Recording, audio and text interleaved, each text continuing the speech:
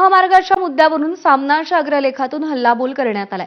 Dream प्रोजेक्टच्या नावाखाली शेतकऱ्यांची शेतं उजाड करणाऱ्या सरकारला महाराष्ट्राची शक्तीपीठं माफ करणार नाहीत असं सामनात म्हणण्यात आलंय।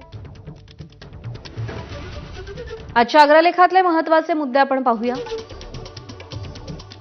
शक्तीपीठ महामार्ग ही महाराष्ट्राची आजची तातडीची गरज आहे का? समृद्धी महामार्ग हा तुमचाच आधीचा ड्रीम प्रोजेक्ट। या नव्या कोऱ्या महामार्गावर सध्या खड्ड्यांची समृद्धी झाली आहे। या पापाचं प्रायश्चित्त घेण्याचं सोडून शक्तीपीठ महामार्ग या दुसऱ्या प्रोजेक्टचा वरवंटा हजारो शेतकऱ्यांच्या आयुष्यावर आणि त्यांच्या सुपीक शेतजमिनीवर फिरवण्याचं पाप का करत आहात?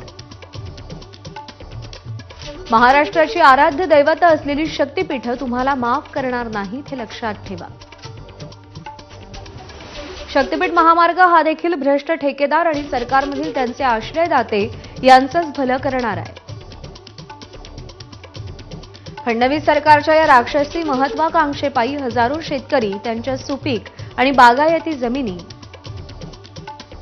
उद्ध्वस्त होणार आहेत। त्याशिवाय पश्चिम घाटातील संवेदनशील जैवविविधतेला सुद्धा धोका पोहोचणार आहे।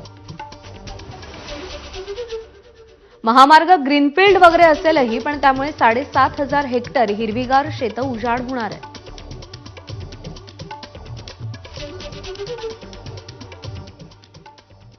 आणि यानंतर आपल्या सगळ्यांसाठी एक मोठी आनंदाची बातमी आहे, कारण महाराष्ट्रामध्ये वीज नियामक आयोगाच्या निकालामुळे आपण सगळेच जण वापरत असलेली वीज स्वस्त होणार आहे। राज्याच्या इतिहासात पहिल्यांदाच पहिल्या वर्षी 10% आणि टप्प्याटप्प्याने कपात करत 5 वर्षात 26% वीज दर कमी होणार आहेत। स्वतः मुख्यमंत्री देवेंद्र फडणवीसांनी एक पोस्ट करत या संदर्भात माहिती दिली आहे। 10% वीज दरवाढीच्या याचिका सादर व्हायच्या, पण राज्याच्या इतिहासात पहिल्यांदाच महावितरणने वीज दर कमी करण्यासाठी याचिका केली आणि आयोगानं आगामी 5ही वर्षात वीज दर कमी करण्याचा आदेश दिलाय।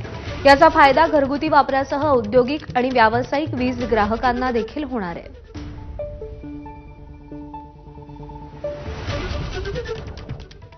राज्यामध्ये 10वी बोर्ड परीक्षेचा निकाल 13 मे रोजी जाहीर झाला। निकाल जाहीर होऊन